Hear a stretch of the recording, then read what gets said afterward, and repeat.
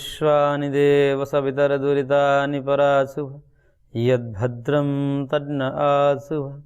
ॐ सहना भवतु सहनौ भुनक्तु सह वीर्यं करवावहै तेजस्विनावधीतमस्तु मा विद्विषावहै। ओम शांति शांति शांति। ओम श्री परमात्मा नमः। सांख्यकारिका का स्वाध्याय कर रहे थे, जिसमें कारिका संख्या 53 में 14 प्रकार के भौतिक सर्ग की चर्चा आई। 8 प्रकार के देव होते हैं, 5 प्रकार के क्रियक योनियाँ होती हैं और मनुष्य को एक ही प्रकार में रखा। ब्राह्मण क्षत्रिय वैश्य शूद्र आदि ये सब अलग जातियां नहीं हैं। जाति तो केवल एक ही है, मनुष्यत्व। बाकी सब उसको उपजातियां कह सकते हो, व्यवहार चलाने के लिए है। बाकी एकमात्र मनुष्यत्व ही जाति है। तो इसलिए मनुष्य को एक कहा, एक विधा मनुष्य है, कि मनुष्य जो है वो एक ही प्रकार का होता है। तो 8 प्रकार के देवों में ब्रह्मा जी से लेकर के और पिशाच पर्यंत, पिशाच अब ये भी देव कहे जाते हैं, लेकिन ये सब तामसिक देव होते हैं, दुख देने वाले थे, स्वयं दुख में रहते हैं और दुख देते हैं, लेकिन देव के अंतर्गत ही रखा गया है। तो देव का मतलब ये नहीं समझना चाहिए कि सब देव जो हैं सत्व प्रधान ही हैं। देव के अंतर्गत होने से भी ये तमस प्रधान भी देव होते हैं। तो उसमें 8 प्रकार में जो ब्रह्मा जी हैं, ब्रह्मलोक का अधिपति, और इसी प्रकार से जो है 8 प्रकार हैं। इंद्र हैं, पैत्र हैं, गांधर्व है, याक्ष है, राक्षस है इत्यादि। पशु मृग आदि तो समझ ही रहे हैं, तिर्यक और मनुष्य एक प्रकार के हैं। अब इस प्रकार से वर्णन करने के पश्चात जब आगे ये जो सृष्टि हैं, क्योंकि इनके कहने से ऐसा लग रहा है कि मनुष्य के अतिरिक्त भी जो है कुछ जीव होते हैं, लोग होते हैं, वहाँ पर अपने कर्म के अनुसार सब उपभोग करते हैं, क्योंकि मनुष्य से अतिरिक्त गिनाया है। मनुष्य को एक प्रकार कहा करके और फिर उससे अतिरिक्त गिनाया है। तो जब गिनाया है तो ये योनियाँ होती हैं, तो उनके कोई लोक भी होंगे, वहाँ के उपभोग की वस्तुएं भी होंगी। तो वो लोक कैसा है? क्योंकि त्रिगुण से ही जगत का निर्माण हुआ है। चाहे कहीं भी बने, कुछ भी होवे, तो मूल कारण जो त्रिगुण हैं उनसे ही समस्त जगत की उत्पत्ति होती है। और ऐसे देखा जाए तो भुः भुवः स्वः महः जनः तपः सत्यम, ये 7 लोक बताए। तो 7 लोकों में इस दृष्टिकोण से विचार करें तो 7 पर जीवन हो सकता है, क्योंकि ये जो हम जहाँ रहते हैं ये भूरलोक है। इसमें जो है ये जो सारा सौर मंडल है, जिसमें एक सूर्य हैं, नवग्रह हैं इत्यादि, वही जीवन, उसमें एक पिंड पर ही जीवन यापन हो सकता है। अब पता ना ग्रह पर संभावना है या नहीं, अभी तक तो कुछ दिखा ही नहीं। लेकिन ये मान कर चले कि एक सौर मंडल में एक सूर्य और उस पर एक पृथ्वी, ऐसा मान कर चले, और पृथ्वी पर ही जीवन यापन कर, क्योंकि अभी तक जो भी ग्रह पर खोज किए गए उस पर जीवन यापन की संभावना नहीं बताई गई है। जहाँ भी मंगल ग्रह आदि पर कहा गया है वहाँ संभावनाएं दिखाई गई, वहाँ पर जीव है नहीं। क्योंकि यदि जीवन वहाँ पर संभव होता तो जीवन खत्म कैसे हो गए, वहाँ अवश्य होने चाहिए। लेकिन हमें लगता है कि ये तामझाम को चलाने के लिए व्यक्तिगत मत हो सकता है कि बहुत सी चीज़ें आवश्यक हैं, केवल एक ही चीज़ से नहीं हो सकता, क्योंकि ये सब विज्ञान पर चल रहा है। इसमें सब कोई ना कोई युक्ति, कोई ना कोई सिद्धांत काम कर रहा होता है। उस सिद्धांत के लिए, एक पृथ्वी को टिकाने के लिए, बाकी बैलेंस बनाने के लिए सब पिंड आवश्यक है। उसके अपने अपने रोल हैं, भले ही हम जहाँ तक समझ नहीं पाए, कुछ न कुछ उनकी उपयोगिता अवश्य होगी। तो वो जो लोक हैं, वो सर्ग हैं, वो कैसे हो सकते हैं?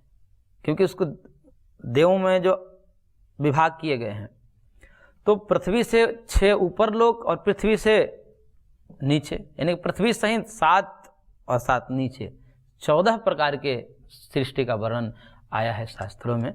इसका विस्तार से वर्णन यदि किसी को देखना है तो योग दर्शन का एक सूत्र है, भुवन ज्ञानम सूर्य संयमात्, उसके भाष्य में देखा जा सकता है कि किस प्रकार से वहाँ के निवासियों के नाम भी बताए गए हैं। उनका पूरा विस्तार थोड़ा सा विचित्र लगता है, प्रायः बातें पच नहीं पाती, लेकिन शास्त्र में श्रद्धा होने के कारण कि हो सकता है कि हमारी दृष्टि वहाँ नहीं पहुँच पा रही है। महर्षियों ने देखा है, क्योंकि महर्षि दूरदर्शी दिव्य दृष्टि वाले होते हैं, तो उनकी दृष्टिकोण से यदि हम देखते हैं तो श्रद्धावशात हमको मानना पड़ता है। यदि किसी को कल्पना लगे तो कोई समस्या नहीं, कल्पना मान लीजिए, लेकिन जो दिख रहा है उसको तो नकारा नहीं जा सकता। तो अदृष्ट की चर्चा करने के लिए शास्त्र होते हैं, शास्त्र दृष्ट की चर्चा करने के लिए नहीं होते हैं, क्योंकि दृष्ट तो सब पशु पक्षियों को भी दिख रहा है, तो उनमें क्या सोचना है। सोचते वही हैं, क्योंकि हम मननशील मनुष्य हैं, तो हम कारणों पर भी विचार करते हैं, कहाँ कहाँ विस्तार है ये भी हमारे चिंतन के विषय बनते हैं। तो इस कारण से शास्त्र प्रवृत्त होते हैं, वेद प्रवृत्त होते हैं। इसलिए वेद का विदत्व तो ही यही बताया, प्रत्यक्षेण अनुमित्वा वा यस्तुपायो न विद्यते एनम वेदन्ति वेदेन तस्माद् वेदस्य वेदता।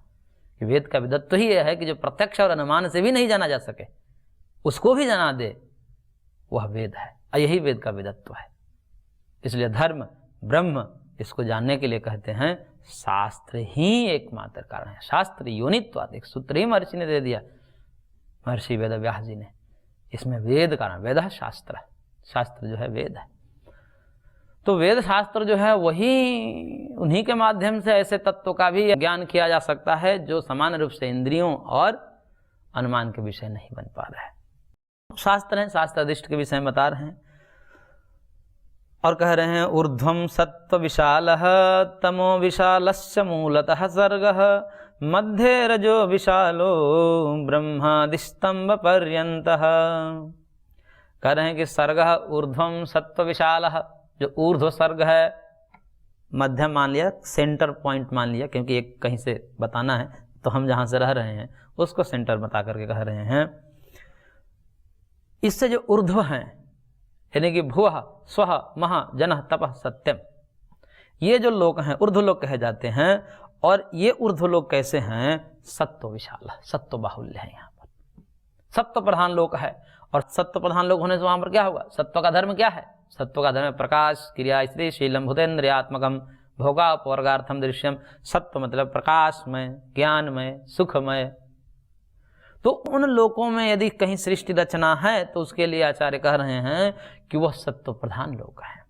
और सत्व प्रधान लोक होने से मनुष्य की अपेक्षा अधिक ज्ञानवान होंगे, क्योंकि मनुष्य जो देख पाता, जान पाता, वो अपने आंखों के सामने जो वस्तु है, या थोड़ा सा आगे पीछे, थोड़ा सा अतीत, थोड़ा सा भविष्य, अनुमान कर लेते हैं। जैसे कुछ क्रियाओं को देख करके भाई साइक्लोन आने वाला है, थोड़ा सा जान लेते हैं पहले ही, इतने रफ्तार से चलने वाला है, वो भी जान लेते हैं।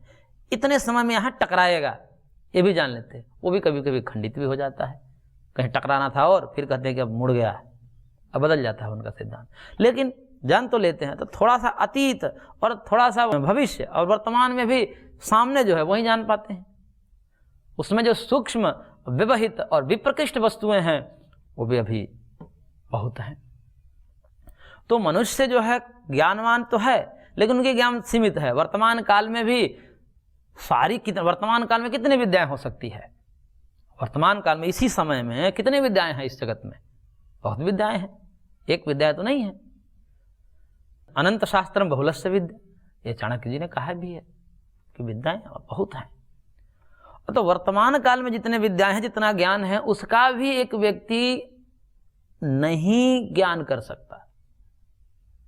तो वर्तमान की भी दृष्टिकोण से देखें तो मनुष्य अल्पज्ञ है, और अतीत और भविष्य के दृष्टिकोण से देखें तो उसमें तो और अल्पज्ञ है। उसका ज्ञान करता है लेकिन बहुत सीमित करता है। तो जो सत्व प्रधान लोग होंगे, वहां पर कोई निवासी होंगे, कोई जीवात्मा होंगे, भोग को भोग रहे होंगे, तो उसके विषय में कह रहे हैं कि वह सत्व प्रधान होने के कारण हमसे ज्यादा ज्ञानवान होंगे, और सत्व प्रधान होने के कारण हमसे ज्यादा सुखी होंगे। सत्व विशाल कहने का तात्पर्य वहां रज और तम नहीं है, ऐसा नहीं है, क्योंकि पूरा का पूरा ये चतुर्दश भुवनात्मक ब्रह्मांड है, वह सत्व रज तम के ही विस्तार है। प्रकृति से ही सब बनते हैं, और प्रकृति से बनने के कारण प्रकृति तीन है, सत्व रज तम, ये तीनों को ही प्रकृति कहा जाता है। तो सत्व बाहुल्य है, न कि रजस तमस से रहित है। वहां भी दुख होते हैं, वहां भी आलस्य हो सकता है, होते हैं, लेकिन सत्व बाहुल्य है, सत्व बाहुल्य, सत्व प्रधान होने के कारण से सत्व बाहुल या सात्विक लोग कहे जा सकते हैं। तो वहाँ पर ज्ञान यदि भूत, वर्तमान और भविष्य की दृष्टि से देखा जाए तो हमारी अपेक्षा से ज़्यादा होगा। और जो ऊपर ऊपर के जितने हैं, यदि कि भुआ से ऊपर स्वह, स्वह से ऊपर महा, महा से ऊपर जन, ऊपर ऊपर वाला उत्तरोत्तर ज्ञान और सुख की वृद्धि होती जाएगी। जो सबसे ऊपर सत्यम महाजन तपा सत्यम, सत्य लोग जो ब्रह्मलोक की सबसे ऊंचा लोग कहा जाता है, वहाँ यदि होंगे तो अन्य सबकी अपेक्षा सबसे ज़्यादा बुद्धिमान होंगे, ज्ञानवान होंगे और सबसे ज़्यादा उनको सुख होगा। लेकिन वहाँ भी जो है दुख का राहित्य नहीं हो सकता है, यानी कि दुख खत्म हो जाए ऐसा नहीं है। 99.99% भले सुख हो जाए, 0.1% तो संभावना वहाँ भी है, क्योंकि जगत त्रिगुणात्मक है। तो कहाँ चला जाएगा सत्व रज तम, कहाँ जाएगा? तम रहेगा तो अपना काम करेगा ही, रज रहेगा अपना काम करेगा ही। केवल एक तत्व से सृष्टि नहीं बनती, केवल सत्व से सृष्टि नहीं बनती, सत्व बाहुल्य से सृष्टि बनती है। तो ऊर्ध्वम सत्व विशाला, जो ऊर्ध्वलोक है वो सत्व बाहुल्य है। और फिर कहा मूलतः तमो विशाला, जो मूल सर्ग है, मूल सर्ग की दृष्टि से बात करें तो ऐसे सप्त पाताल की भी परिकल्पना करते हैं, लेकिन उसमें न जाकर के यदि हम त्रियक योनि को ही अपने से नीचे माने तो वो जो है तम बाहुल्य है, तमस प्रधान है। तमस प्रधान का मतलब ये होता है कि उनका ज्ञान सीमित है और उनका कर्म भी सीमित है। कर्म केवल कितना है? खाने भर। भाई वो कब उठते हैं? पशु पक्षी आदि कब उठते हैं? जब उनको भूख लगती है, बस भोजन के लिए तलाश में चल जाते हैं, नहीं तो सोए रहते हैं। तो तमस प्रधान होते हैं वो, इसलिए तमो विशाल मूलतः, ये मूल जो हैं यानी कि नीचे वाले हैं वो तम बाहुल्य है। और मध्य जो विशाल है, और जो मध्य में है मनुष्य, मनुष्य का मध्य माना है। मध्य इसलिए मैंने बताया कि मध्य जंक्शन होता है, जंक्शन जैसे होते हैं वो बीच में होता है, वहाँ से इधर भी कटती है गाड़ी या इधर भी कटती है, यानी कि जंक्शन पर पहुँच जाइए तो वहाँ से हर एक जगह के आपको गाड़ी मिल जाएगी।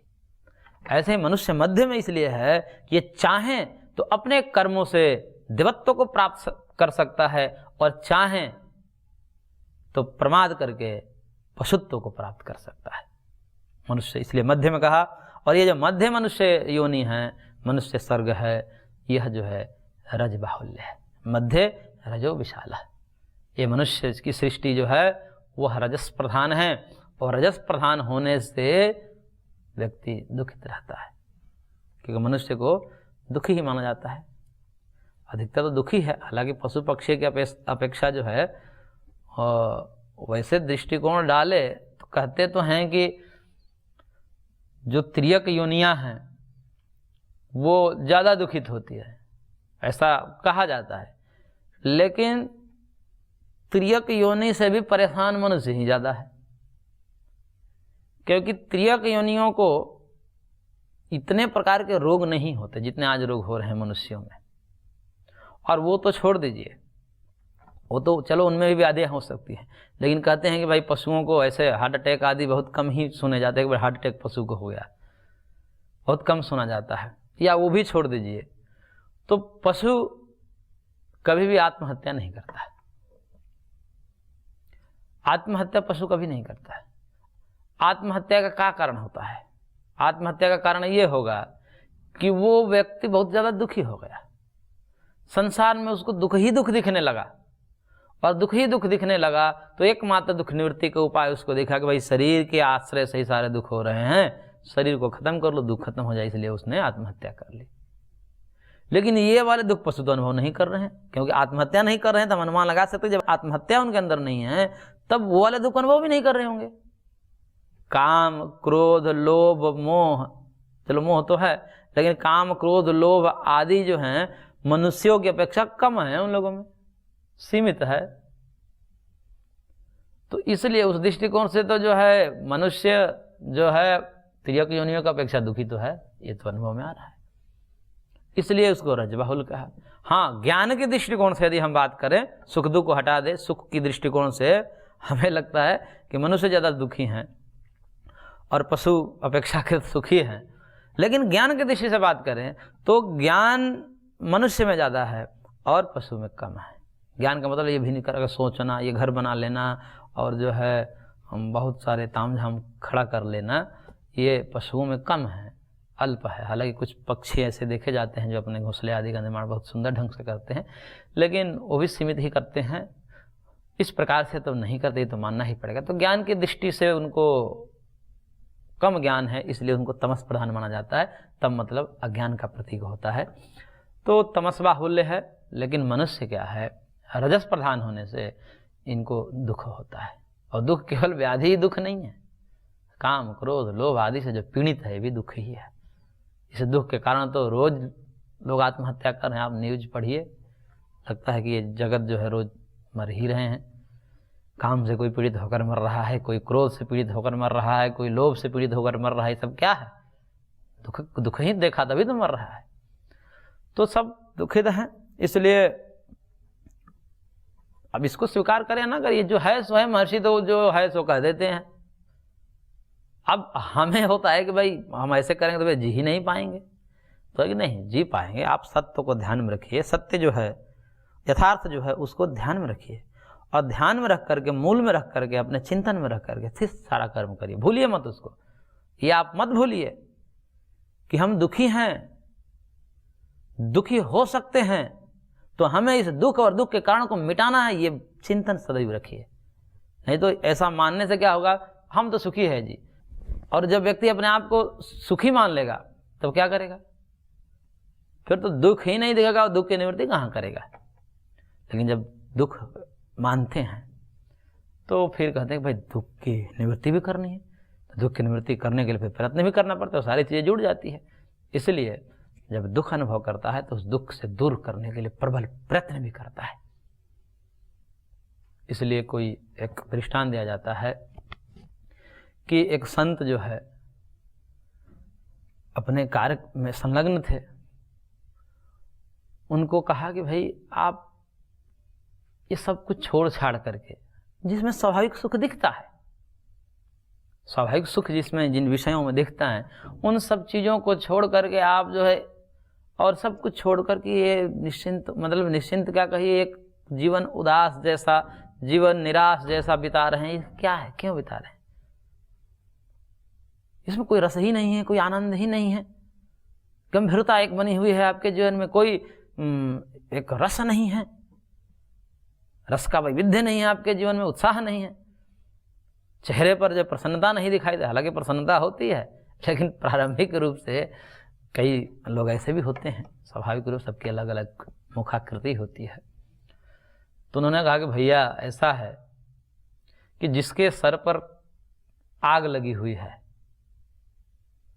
उसको तुम गाना और नृत्य सुनाकर आनंदित करना चाहते हो? ये कभी संभव है कि सिर पर आग लगा करके आप कहोगे भैया आओ सुन लो, ये बड़े नृत्य अच्छे हो रहे हैं, बहुत अच्छा सुरीला गाना गा रहा है, सुन लीजिए, आनंद करिए। हमारी स्थिति वैसी है, हमें मृत्यु दिख रही है, प्रत्येक क्षण मृत्यु हो रही, रोज मृत्यु हो रही, हमें ये लग रहा है कि मैं भी मरूंगा, कभी भी मर सकता हूं। इसलिए हम वो गंभीरता को लेकर के हम ये इसलिए अब सब कुछ को छोड़ करके उसको मिटाने की तरफ लगे। हमें कैसे आनंद हो सकता है इस जगत में? हम कैसे तुम्हारे जैसे निश्चिंत हो सकते हैं? क्योंकि जब मौत सामने दिख रही है, हाँ तुमको मौत नहीं दिख रही इसलिए तुम आनंद कर रहे हो, हमें तो दिख रही है, रोज दिख रही है, रोज हम मर रहे हैं, एक एक दिन मर रहे हैं। तो बताओ, सर पर जिसकी आग लगी हुई है वो विषय में आनंद लेगा? नहीं ले सकता। इसलिए हम जो है गंभीर हो गए हैं। तो कहने का तात्पर्य है कि जिस प्रकार चिंतन होगा उसी प्रकार से व्यक्ति का जीवन निर्माण होगा। तो यहाँ जो चर्चा चल रही है कि मनुष्य जो है वह रजस प्रधान है, मनुष्य का जो सर्ग है वो रजस प्रधान है। तो रज प्रधान होने से क्या सत्व और तम नहीं है? रजस की प्रधानता है। प्रायः कहा जाता है, ये सब में नहीं घटित, प्रायः जब देखते हैं तो मनुष्य सब ज्यादा अधिक जो लोग हैं वह क्रिया और आलस्य इन्हीं में रत देखे जाते हैं। और यदि सात्विक लोग मिलेंगे तो बहुत कम मिलेंगे। सत्व होना ये हमारा लक्ष्य होना चाहिए, सबको सत्व बनाने का प्रयत्न करना चाहिए, खुद को भी सत्व में प्रतिष्ठित होने का प्रयत्न करना चाहिए। लेकिन वस्तु तत्व यह है कि संख्या की दृष्टि से कम देखा जाता है। ज्ञान में रस लेने वाले। ये तत्व अतत्व के निर्णय, ये आत्म अनात्म तत्व के निर्णय कौन लेता है? ये सांख्य योग आदि दर्शन कौन पढ़ते हैं? वो आते हैं तो तुरंत चैनल बदलते के भागे, अब इसमें बुद्धि लगानी पड़ेगी। बात तो ये है। तो इस कारण से ज्ञान में रुचि लेने वाले लोग बहुत कम होते हैं। ज्ञान में ही जो विलास करने वाला है, जिनके भोग ज्ञान ही हो गया, इसलिए हम परमात्मा को ज्ञान स्वरूप मानते हैं। और जो ज्ञानमय होगा उसके लिए क्रिया तो ऐसे छू मंत्र में हो जाएगी। जिनके पास ज्ञान होगा तो साथ साथ ऐश्वर्य आएगा, ऐश्वर्य आएगा तो क्रिया उसको तो ऐसा संकल्प मात्र से हो जाएगी, ज़्यादा उसको परिश्रम करने की आवश्यकता नहीं होती है। तो परमात्मा ज्ञान स्वरूप है, ज्ञानमयम तपः, उसका तप ज्ञान ही तप है, ऐसा कहा जाता है। तो उनके लिए जो सृष्टि है, ये कितनी भयंकर सृष्टि का निर्माण, मनुष्यों के लिए दुर्लभ है, मनुष्य के लिए असंभव है। एक मनुष्य या सब मनुष्य भी मिल जाए तो भी जगत का निर्माण नहीं कर सकते। वो कैसे हुआ है? क्या कुम्हार की तरह हाथ पैर मारकर हुआ है? नहीं, संकल्प मात्र से सृष्टि हुई है। सकामयत, भगवान ने संकल्प की, बस सृष्टि अपने कार्य में लग गई। तो ये होता है ज्ञान का प्रभाव। ज्ञानी व्यक्ति यदि उसके पास ज्ञान होगा फिर तो लोग ऐसे उसके सामने प्रस्तुत कर देंगे, सब कर लेगा बैठे बैठे। लेकिन बहुत कम है ज्ञान में रुचि लेने वाले। इसलिए कहते हैं कि मनुष्य जो प्रायः है, मनुष्य की सृष्टि जो प्रायः हुई है वो रजस प्रधान हुई है। सत्व और तम है उसमें, आलसी भी होते हैं और क्रियात्मक तो जगत दिख ही रहा है, सब दौड़ भाग कर रहे हैं। तो इस प्रकार से ऊर्ध्वम सत्व विशाल तम विशालश्च मूलतः सर्गः मध्य रजो विशाला ब्रह्मादि स्तंभ पर्यंत, ब्रह्मा से लेकर के तृण पर्यंत जो सृष्टि हुई है 3 प्रकार से, सात्विक, सत्व प्रधान, रजस प्रधान और तमस प्रधान हुई है। यानी कि ब्रह्मा के सबसे ऊपर लोक है, ब्रह्मलोक को सबसे ऊंचा लोक माना जाता है, और तृण सबसे नीचा है। यानी कि त्रियकों में तृण है, बेचारा एकदम किसी के लाते जो है लात से मला जा रहा है, किसी बंधन में है, बहुत तुच्छ है एक प्रकार से। तो एक ऊपर का बता दिया और एक सबसे नीचे का बता दिया। तो इस प्रकार से ब्रह्मा से लेकर तृण पर्यंत जो सृष्टि है वह सत्व प्रधान, रज प्रधान और तमस प्रधान है। तो ये 3 प्रकार से सृष्टि हुई है, वह सत्व आदि की प्रधानता से हुई है। अब कारिकाकार जो है दुख के कारण को बताते हुए कह रहे हैं, तत्र जन्म मरण कृतम दुखम प्राप्नोति चेतनः पुरुषः लिंगस्या विनिवृत्तिः तस्मात् दुखम स्वभावेन। कहा कि तत्र लिंगस्य आविनिवृत्तिः चेतनः पुरुषः जरा मरण कृतम दुखम आपनोति प्राप्नोति। ये जो चेतन पुरुष है वह लिंग शरीर जब तक निवृत्त नहीं हो जाता तब तक दुख को प्राप्त करता है। और दुख कैसे हैं? तो शरीर के संबंध से जरा यानी कि बुढ़ापा, मरण, मृत्यु आदि से और भी दुख ले लीजिए, उन सब से कृत जो दुख है उसको प्राप्त होता है। इसलिए तस्मात् दुखम स्वभावेन भवति, इसलिए इसका दुख जो है स्वभाव से ही होता है। इसमें स्वयं जिम्मेदार है चेतन पुरुष आत्मा, इसमें कोई परमात्मा या प्रकृति स्वयं दुख नहीं देती। हमने अपनी वासना के अनुसार दुख बना लेते हैं। इसलिए दुख के प्रति जिम्मेदार कौन है? हम स्वयं हैं। हम स्वयं अधर्म आदि के संस्कार वासना आदि से अभिभूत होकर के आए हैं और वासना को ही भड़का रहे हैं, यहाँ पर अज्ञान को ही बढ़ावा दे रहे हैं, तो दुख होगा, स्वाभाविक है। इसलिए दुखम स्वभावेन। इस कार्य का और विस्तार से मंथन करेंगे। आज की कक्षा को हम यहीं पर विराम देते हैं, शेष अगले अंक में। ओम शांति शांति शांति।